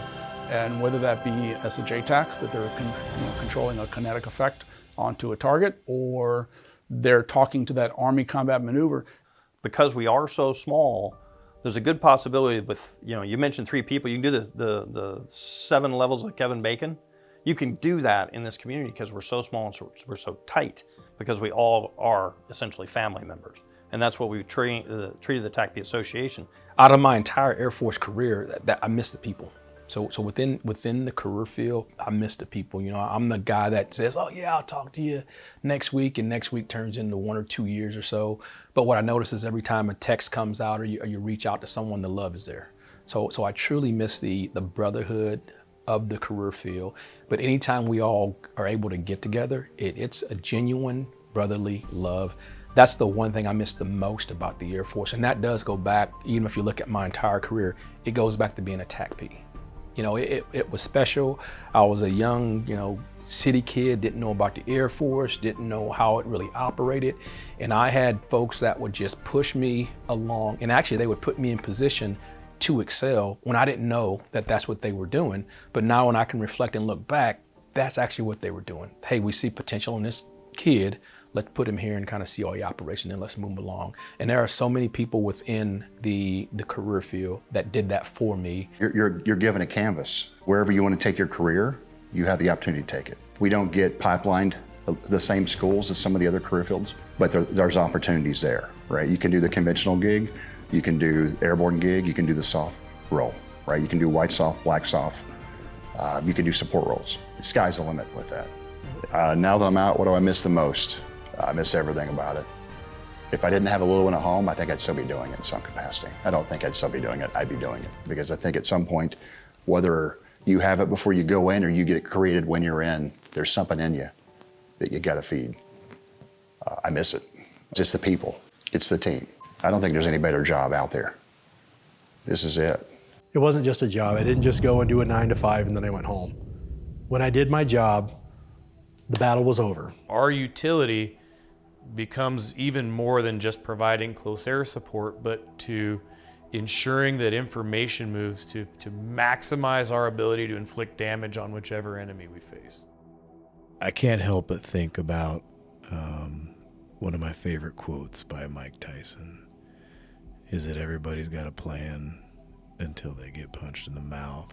What we're producing and the guys that we have in our formation have the ability to punch them in the mouth and take away every plan and idea that they thought they had. You know, I get asked a lot, people kind of dig in and they wonder what the future of TACP is going to be. Like, so is there going to be close air support and are you guys going to be doing 9 lines if we go into, you know, World War III or whatever the future conflict has in store for us? And I always kind of think of it like a lot of those questions even really only look at it like I'm a musician.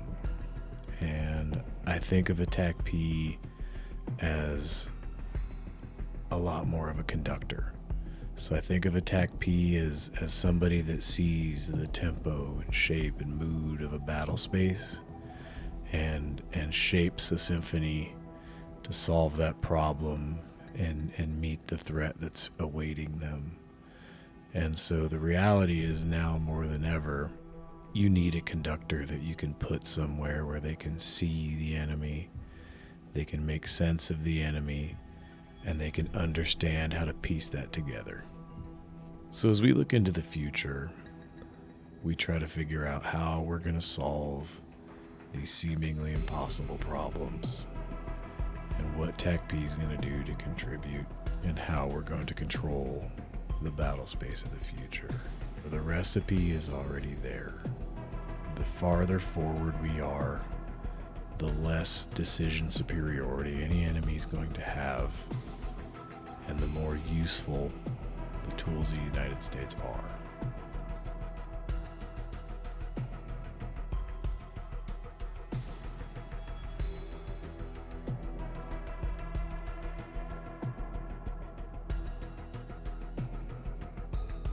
Funny, there was a movie out called Heartbreak Ridge.